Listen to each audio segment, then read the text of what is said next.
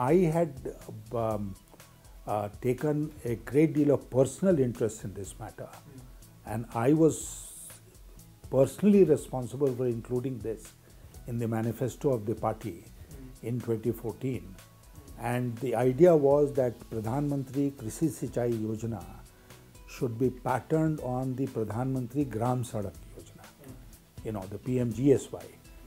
And I personally feel that the PMGSY model, the Gram Sadak Yojana model, has not been studied in as much detail as it should have been, because we have always been talking of the Gadgil-Mukherjee formula and how much will the states get, on what basis, this, that and the other.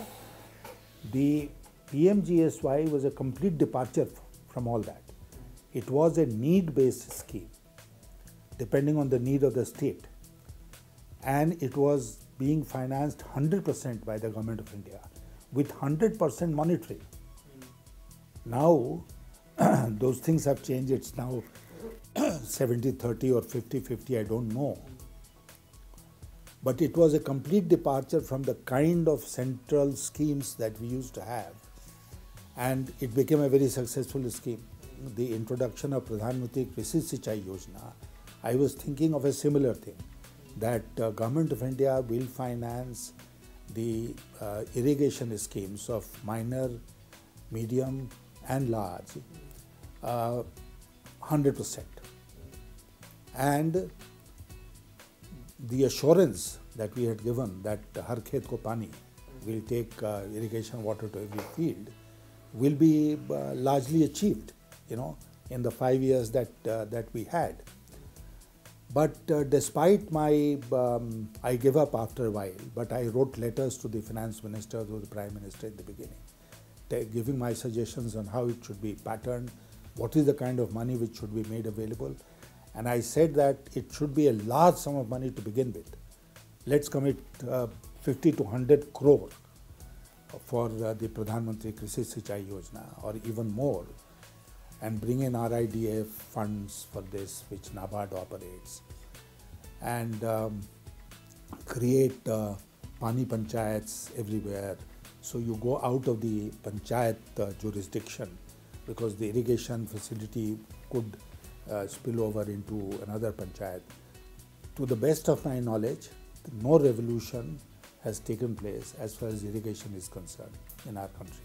What we did very cleverly was that we brought together the various schemes into one and said we are making available so much money, And you will recall that Chidambaram had started this accelerated irrigation benefit program in his time, which had continued. And then when he became finance minister again, instead of government funding, he said it will be market funded. So the states were encouraged to go and borrow funds from the market. Now irrigation is not something where it breaks even, So it was a non-starter to begin with. So that part of agriculture, assured irrigation, has not happened. Farmer support prices have remained well beyond 50% plus cost of production plus 50%. Doubling of income has not taken place, and the situation remains not only where it was in 2014, but in many cases it's worse.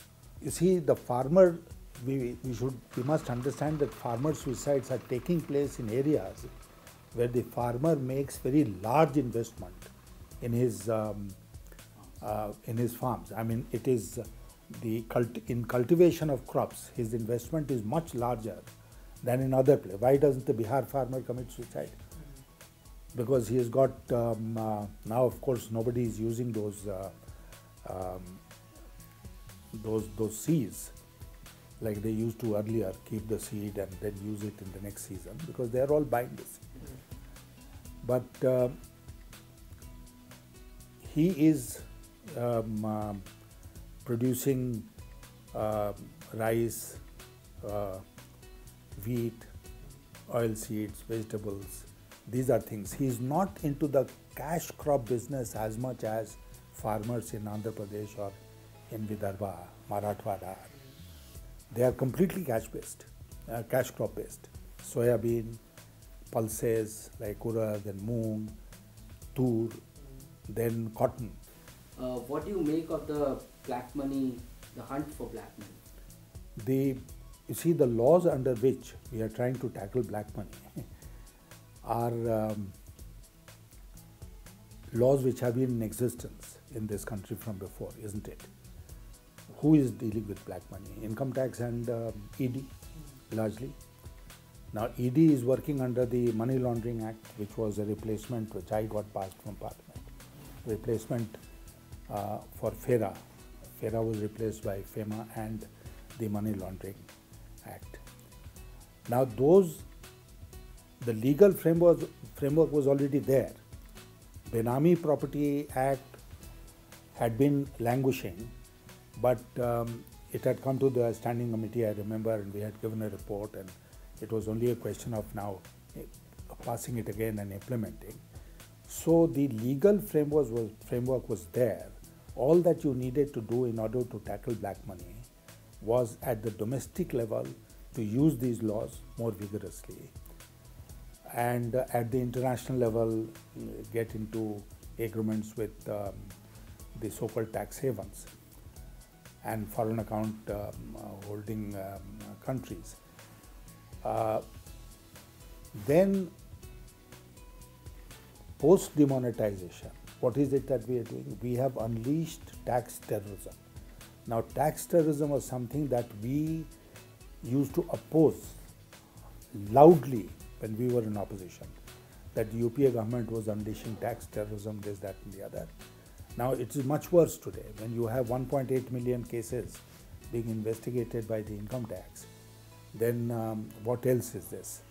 And how much time will these cases take to ultimately get decided? That the quarterly figures are based on the performance of the organized sector, and we presume that the unorganized sector has also performed along similar lines. But it is the unorganized sector which has been worse affected as a result of both demonetization and GST. And that figure has not been captured. It will take time until those figures come and the final figures of growth rates are available to the country. There were no takers from Manrega. We used to review the performance of Manrega in the district Vigilance Committee meetings, which the local MP, as local MP, one used to preside. And if there were, let's say, 50,000 or 1 lakh card holders, job card holders in a district, the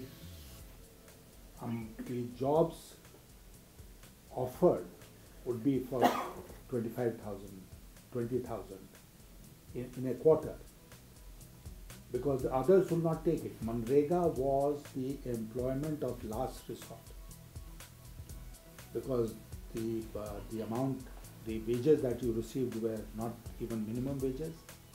It was all manual work, hard manual work. So like the old British formula of the famine code, it's only in distress that people will take to Manrega.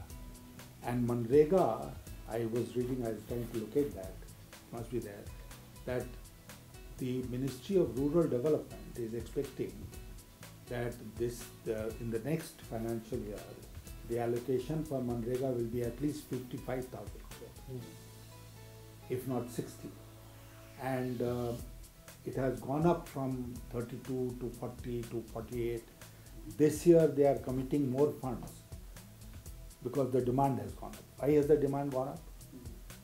Why are people prepared to work even in a scheme like Manrega? Because of the distress in the urban centers, industrial centers. People have gone back. So people have gone back from Ludhiana, they have gone back from Jalandhar, they have gone back from Surat, they have gone back from Tirupur, they have gone back from Noida and Kanpur, and these are not recorded, so we have to go for anecdotal evidence. But the only thing which confirms that people have gone back and are demanding even Manrega type of employment is the budgetary allocation for Manrega. And post demonetization and GST, again, some quick studies by National Council of Applied Economic Research and bodies like that will show that we have lost employment, 15 lakhs, 20 lakhs, whatever it may be. But there has been de-employment.